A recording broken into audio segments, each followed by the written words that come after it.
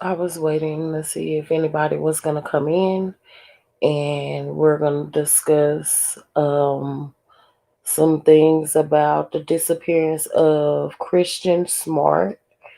And yeah, well, I don't see anyone in here yet, so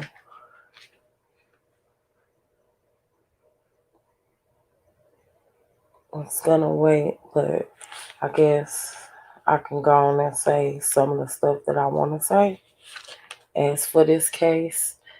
And we all know that I think her name is Christian or Kirsten. Okay, Christian Smart. She disappeared May the 25th, 1996. And her family declared her dead on May 25th, 2002. Basically, I just want to talk a little bit about what has been said on the arrest and things like that. Like, they have arrested two people, which is Paul Flores and not Robert, but Ruben Flores. Let me correct that. Ruben. They arrested them, and they always kind of suspected that Paul Flores may have something to do with Kirsten's disappearance, because he was the last person that was with her. He was the last known person to see her. As for on the way to her dorm, because supposedly she was, drunk, whatever. She needed somebody to walk her to her dorm, and she had two other friends, or two people that was walking with her, that walked her um that was trying to walk her to her dorm. You know, the other two people or friends, I don't know for sure if it's friends, but I would say two people that were with her that day, that were walking with her to walk her to her dorm, were they left. One of them left first because they didn't stay. I think they stayed off campus, and then the other persons, they went on their way. They they was met up. I think at the time. Let me make sure. Let me check. Um,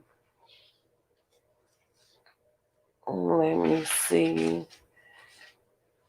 Uh,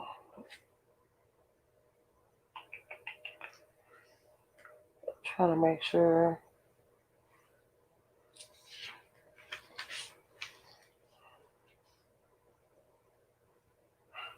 Okay, there was three fellow students that escorted Smart back to her hall of residence after an off-campus party. Okay, so basically, Paul was one of the persons that was walking with them. And I think his dorm was closer to her dorm. Paul's dorm was closer to Christian's dorm. So he was the last person with her. He was the one that was supposed to walk her to her dorm. And let me see.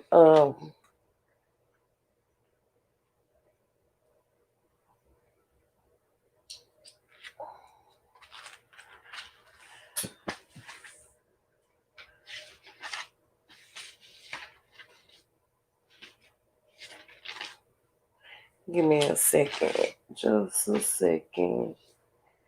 I'm trying to make sure before I go to saying anything, trying to make sure I say the right things and I don't say anything that is not true or wasn't stated or said. But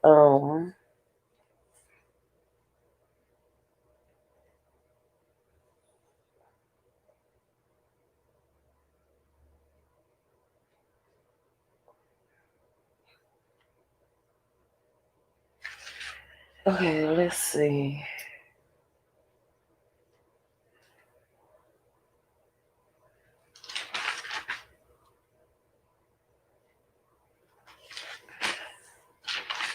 I've been writing this stuff down because I've been like really, really looking into this because it's like really, really a sad case because this has went on for what it's been 20, 25 years that no one was arrested for almost 25 years. Yeah.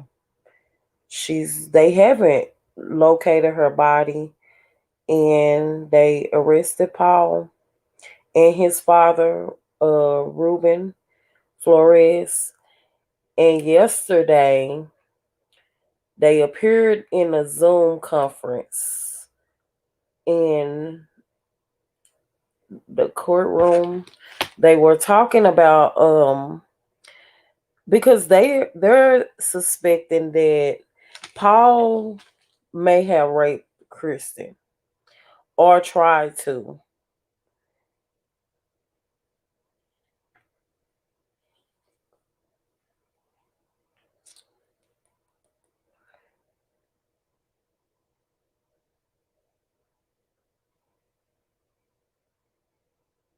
Well, okay. This is what I see is that they saying that either Paul either raped her and killed her or either tried to rape her and and that caused her death. And they saying that the father helped him hide her body.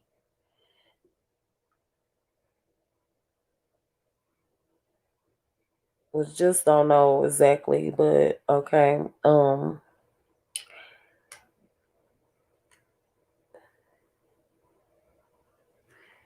Basically, right now they're still trying to get information, like trying to find out more things to, because they got some type of they have some type of evidence that got them to arrest them because like you would think like if they arrested them, they arrested them for a reason.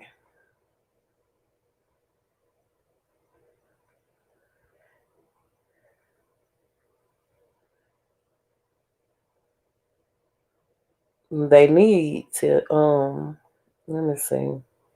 'Cause I was really waiting for some people to come in and give me some like what they think about it or what they think um we can have a discussion on it. I was still trying to wait, but I'm not seeing anyone in here yet. So I don't know.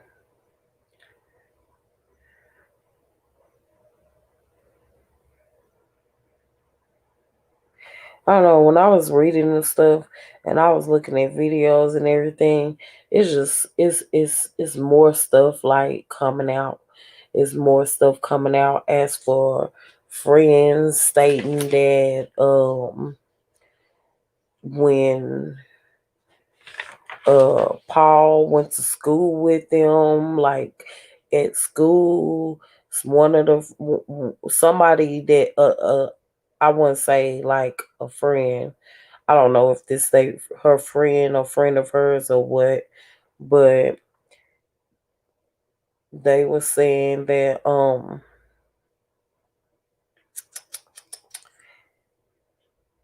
someone said that other classmates used to call Flores Chester the molester. If they call him Chester the molester, my thing is he had to be like he shows something throughout them going to school for just some type of signs for people to even call him that, for them to even come up with a name like that. Just call him Chester the molester. There was somewhere somebody had to see or know he was like, people give you names for a reason. And they gave him that name for a reason at at the school.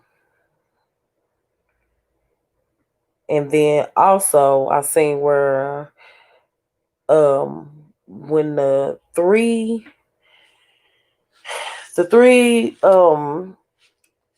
okay, when they went to this party, when they went to this party, um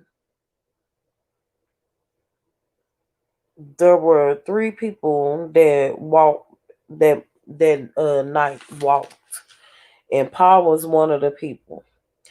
Two other people, which I don't know their name, but there were two other people that was walking with them that left. Well, one of them left first because they stayed off campus. I know that. And then there was another one that I think it was a female. It had to be a female because she stated that it was just something was weird about Paul, or he made her feel uncomfortable because she was like, what is it that she said? She said, let me see. She was like, mm, mm, mm, mm.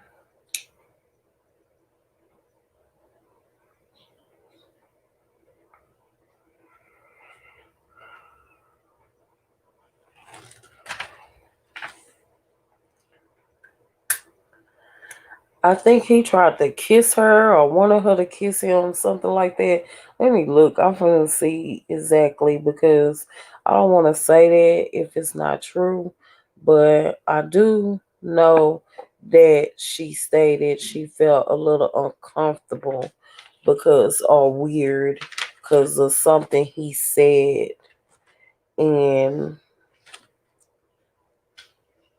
I'm trying to see because okay.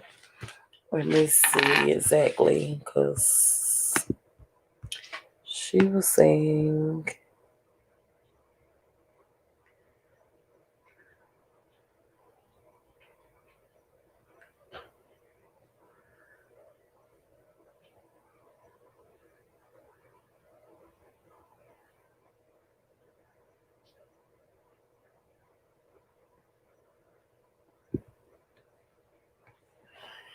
So basically, it is um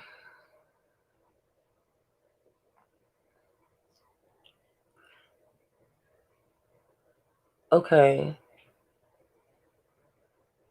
They It says they began to refer to him in recent months as a prime suspect in the case, but it says they asked on Wednesday if he knew where Miss Smart was killed.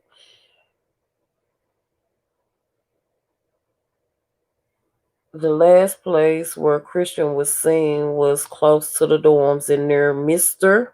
Flores' dorm.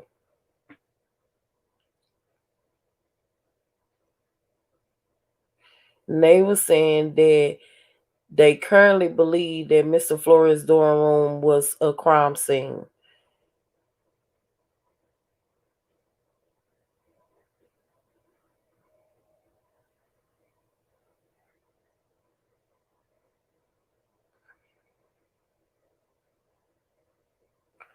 So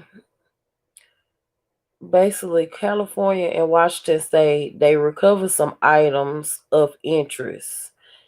They not saying what they got, but they got something, and they got something to where they had enough reason to arrest Paul and his father because they had to find something. I know right now they main thing that they're trying to get is them to probably tell where Kristen's body is because her parents would like to get her body where they can have a proper burial or whatever you want to call it for her.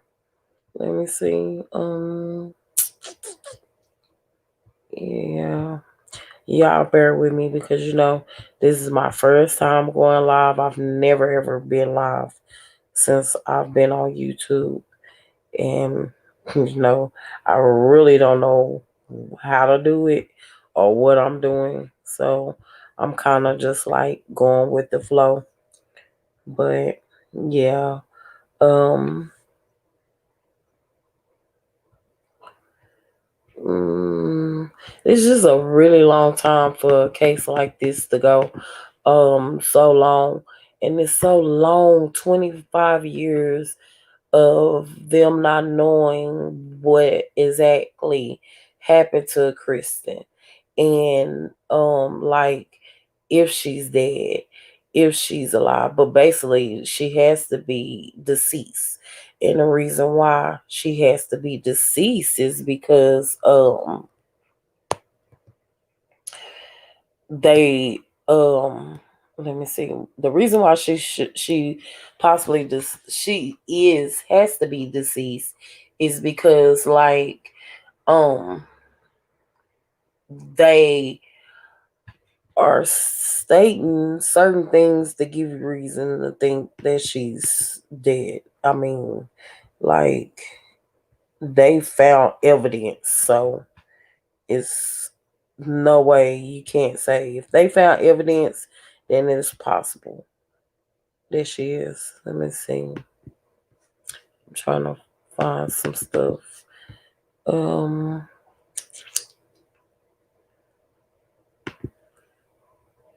Okay. Let's see.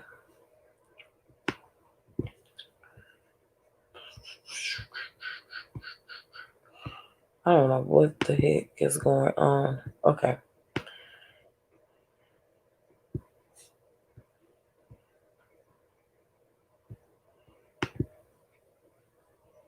Okay. They say Christian Smart case. Shy podcaster led cop to arrest in California cold case killing. Um. On Tuesday at I think it's Louis, a boss, a Obispo Country County Sheriff Ian Perkison announced arrest. He credited Chris Lambert with helping draw worldwide attention to the case and bringing forward several key witnesses. But oh, turn it off. As an accessory to the murder. I wasn't trying to press that. Okay. And so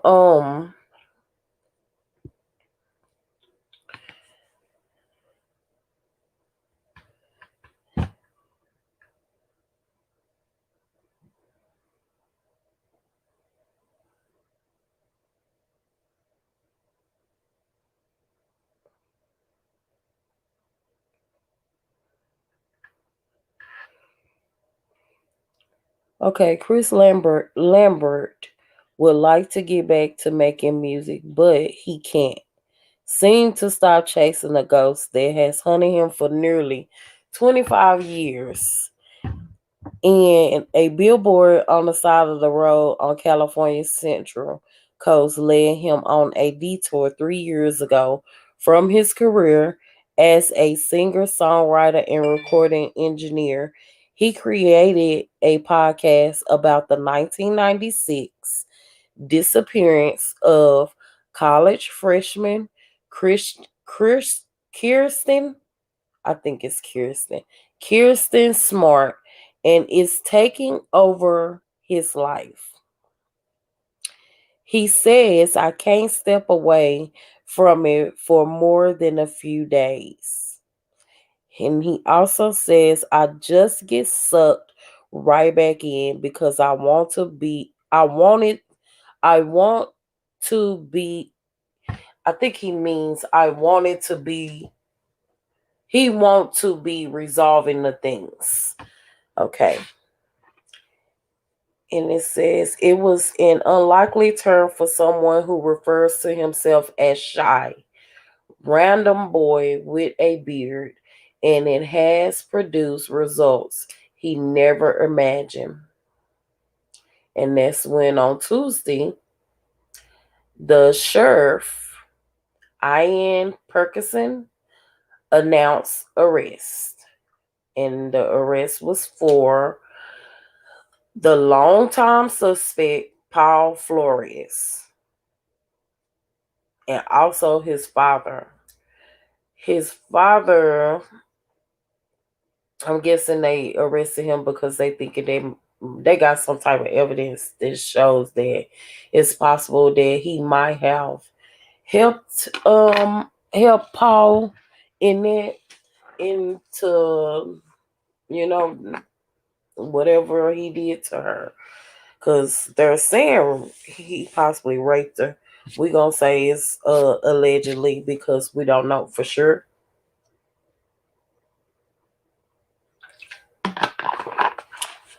So um let's see. Okay. I was looking at something last night, and that's why I was trying to tell y'all about, because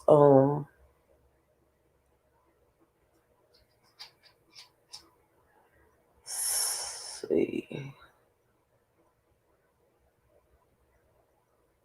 I mean, I don't have much as to what happened, because like when I first like started thinking about doing this case, as for researching it and reading up on it and watching videos on it and stuff like that, and it's just like that would have been, I think it was the same day that it was Tuesday. It was just recently, I know that.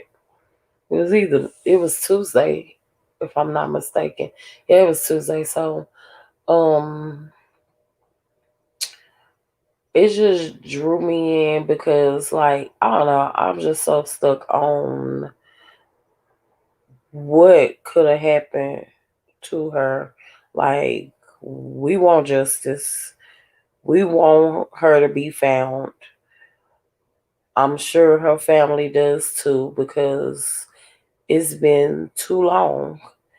And this guy, Paul, has to know something, and he had to do something because he was the last known person to see her or be with her at the time that she disappeared.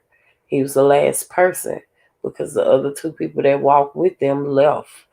They left and went to their places that they live, like dorm or whatever, and he continued to walk with her because basically his dorm, I think, was a little closer to hers. But we don't know exactly what happened to her, but we do know that he did something, or he might did something. We know that because they have evidence. So we do know that.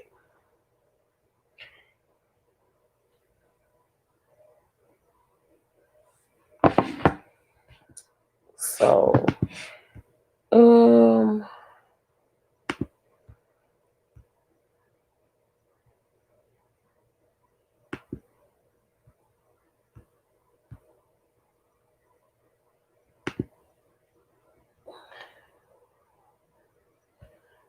I don't know.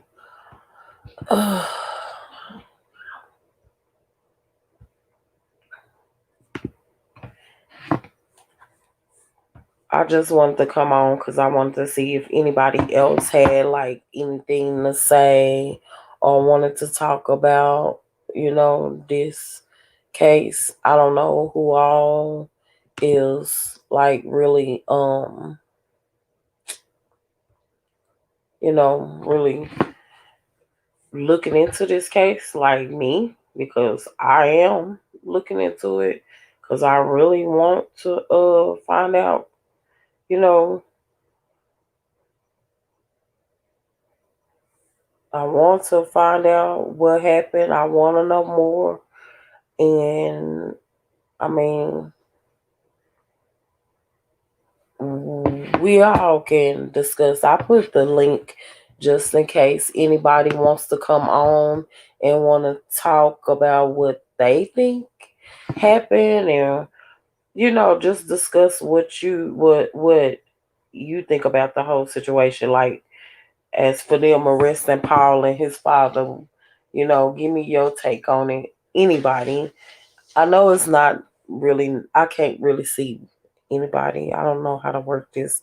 So I can't really see if anybody's in the chat or anything like that.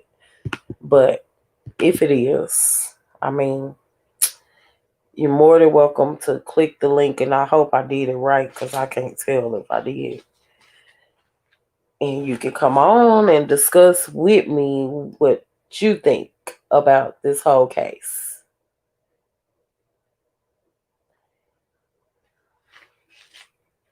Because I'm still like looking into it. I'm still like following, like, you know, videos. I've been watching more videos on it. I've been watching, like, yesterday I watched I think it was, I don't know if they was in court or what, but it was like a Zoom conference or something like that. I watched, that's where they stated that they think that it's possible that Paul might have raped her or tried to rape her, and I think that's how he killed her. But yeah, and it was also stated another thing that's kind of just out there. It's like someone also stated that they called him, classmates used to call him Chester the molester. So I don't know why they gave him that name. Maybe he was doing something to make them think, like, a person giving you a name Chester the molester, that would mean you're doing something to make a person think that, for them to give you that type of name. I don't know. But that was also, talked about in the I don't know if it was, I can't say if it was a court hearing, but this was yesterday. It was Thursday, and they was talking about that. And they also stated that one of the individuals that was walking with them that night, the last person, which I think was one of her friends, it was a girl, because he asked her to give him a hug and a kiss, and she said it made her feel uncomfortable or weird. So I'm guessing that they also stated that they needed people to come forward, because they got text messages, they got phone calls, text messages, and stuff like that, and it's saying that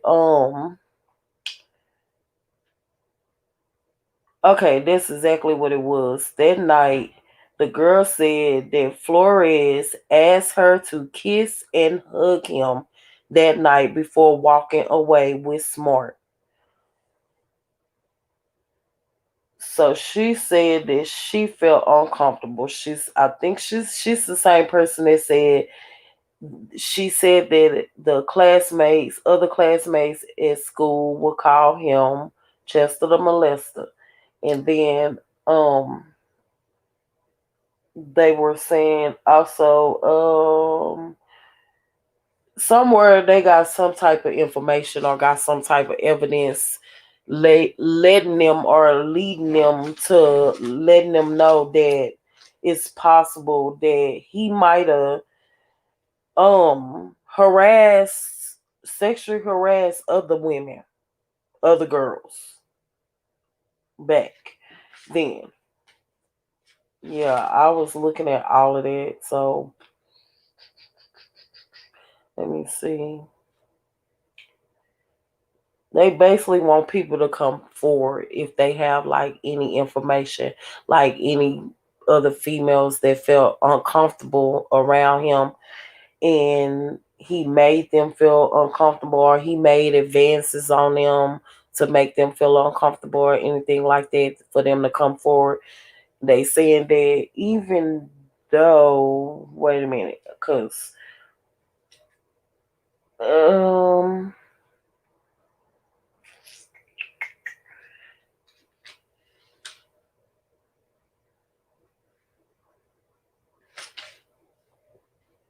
I'm trying to remember what it was. It was saying something about um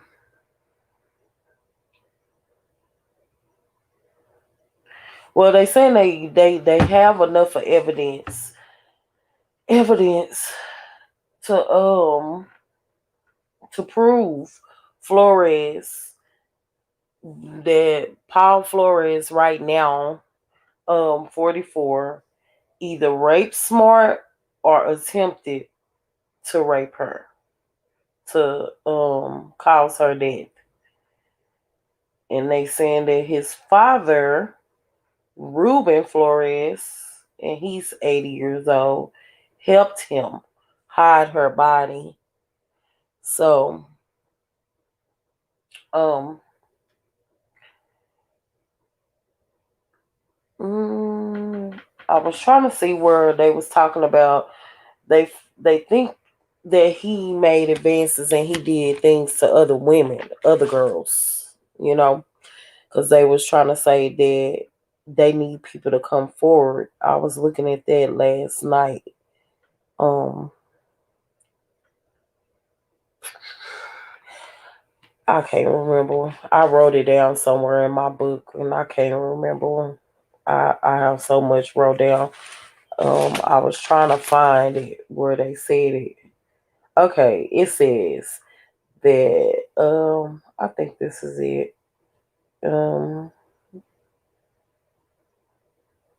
no, that's not it. Sorry, y'all. Yeah, because I got so much wrote down. So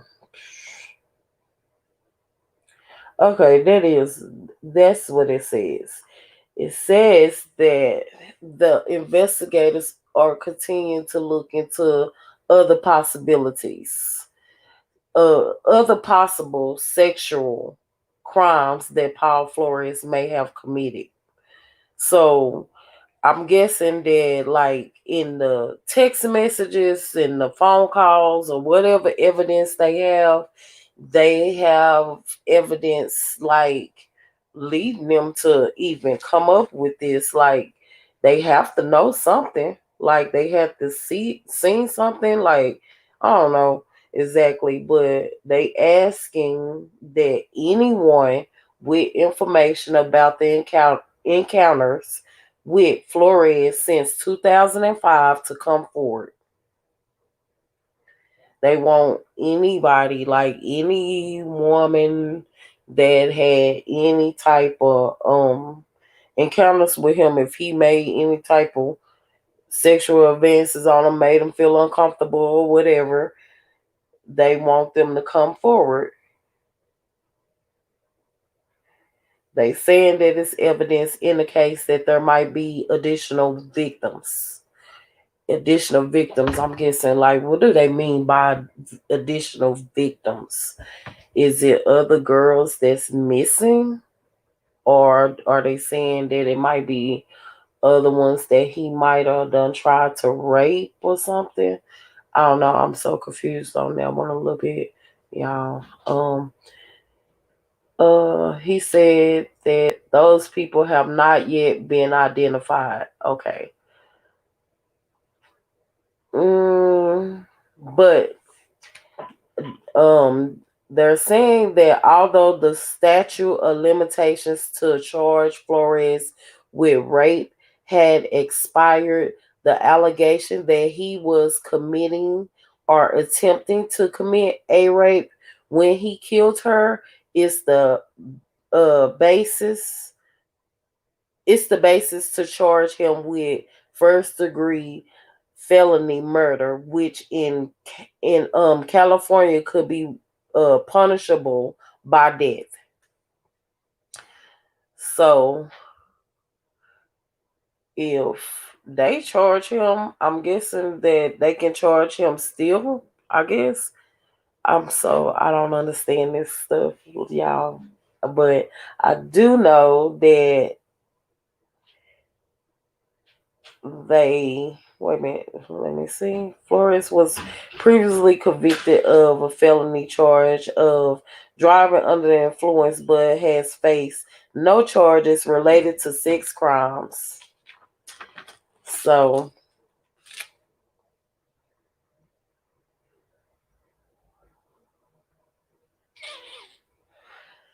but there's someone with a podcast. I know there's someone with a podcast, and they created a episode on the podcast, and the creator and journalist Chris Lambert interviewed women who knew young Flores. They interviewed other women, so that's probably where they got that information. As for whatever information they got on him, thinking that there's other women that he might have tried to do something like rape or made sexual advances to. They said that it said that these new young women accuse him of unsettling behavior. Cheryl Anderson, the friend who last saw Smart, that's the friend that last saw Smart, which was the last person that was walking with them, I'm guessing, because they saying that's the last person because it was three of them. So she must have been the last person that saw her with him. Yeah, because it says that she was saw she was the last person saw with Smart and Flores walking to Smart's dorm. Accused Flores of asking her to kiss and hug him that night before walking away with Smart, who was drunk. Anderson said she and other classmates used to call Flores Chester the molester. She was the one that told them this. So she knows some stuff about him as for why they call him Chester the molester, and when they say there were other women, young women that accused him of unsettling behavior, she was one of the persons that was questioned or talked to by the journalists. So,